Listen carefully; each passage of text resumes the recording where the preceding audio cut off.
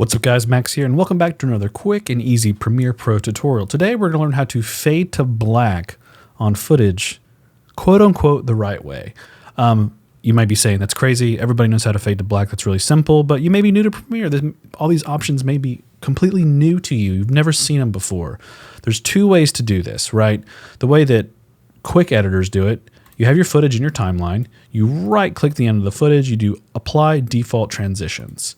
Let's stretch this out. It's a cross dissolve. It's a really epic horse video in the woods, some stock footage that I downloaded, and it slowly fades to black. You can see here are the options, end at cut. Right, that's a great way to do it. But when I work with commercial professional editors, people that do this a lot, commercial video, they never use cross dissolves. What do? They do something quite different. What they do is go to Window, Effect Controls, let's do opacity, keyframe it, go to the end, and keyframe it down to 0. Right click this keyframe, ease out, right click, ease in. We can drop this down and we can actually see the motion of this fade out.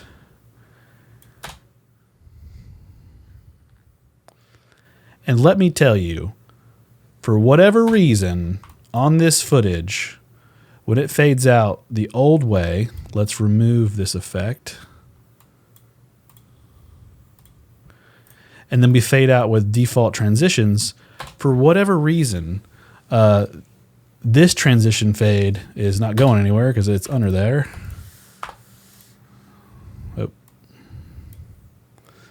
And then we'll move this here real quick so we can see it. This transition fade is a little more harsh, it almost like clippy, and then this one is just smoother. This black fade is smoother. It works better on export. See how it just smooths out the right way, like the black comes in full.